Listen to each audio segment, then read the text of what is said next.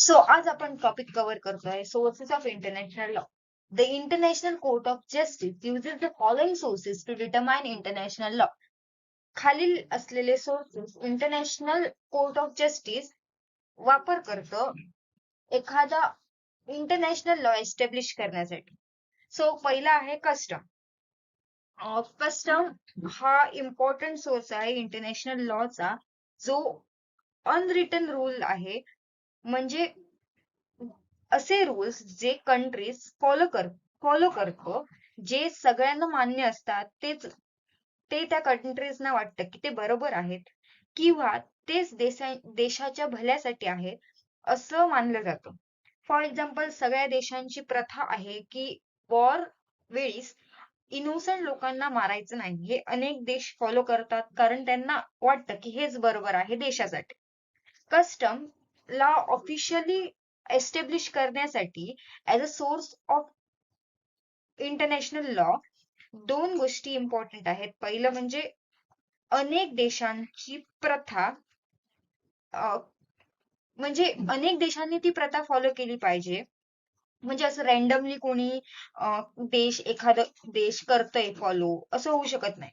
Second असं की देशांना वाटलं पाहिजे की ही प्रथा कायद्यासाठी गरजेची आहे.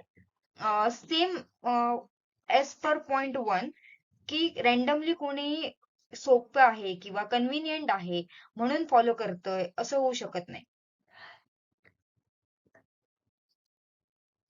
सो सेकंड पॉइंट आहे किंवा सेकंड सोर्स आहे ट्रीटीज अँड कन्व्हेन्शन्स.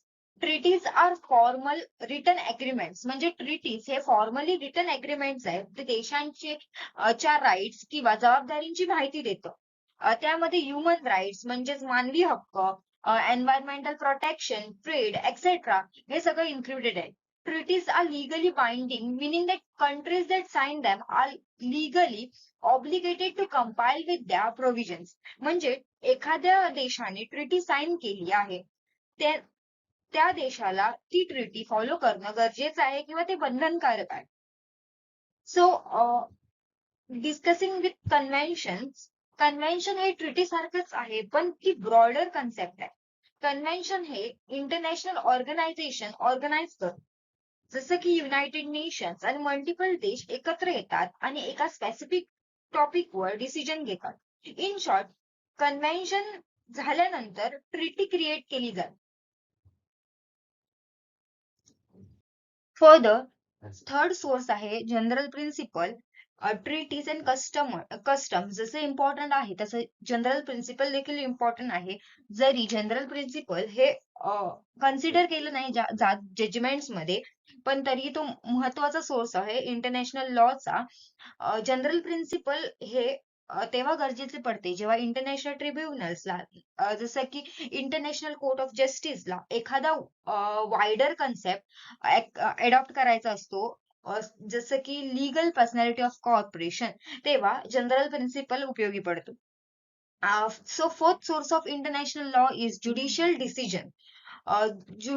जसं की ट्रीटीज आणि कस्टम सारखंच ज्युडिशियल डिसिजन पण एक सोर्स ऑफ इंटरनॅशनल लॉ आहे.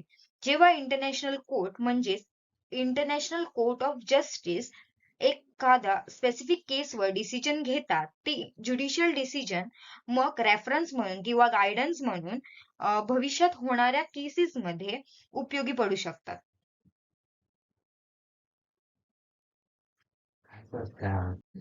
So last source of international law आहे ज्युरिस्टिक वर्क्स. ज्युरिस्ट म्हणजे ज्याला एक्सपर्ट नॉलेज आहे कायद्याबद्दल, त्यांचं काम म्हणजे ज्युरिस्ट यांचं काम पण सोर्स म्हणून कन्सिडर केलं जातं. त्यांचं अनालायसिस एखाद्या कायद्याबद्दल किंवा त्यांचं लीगल ओपिनियन एखाद्या लीगल इश्यूवर ते इंटरनॅशनल लॉ मध्ये किंवा आंतरराष्ट्रीय कायद्यामध्ये उपयोगी पडतं. सो ज्युरिस्ट वर्क हा पण एक सोर्स ऑफ इंटरनॅशनल लॉ आहे.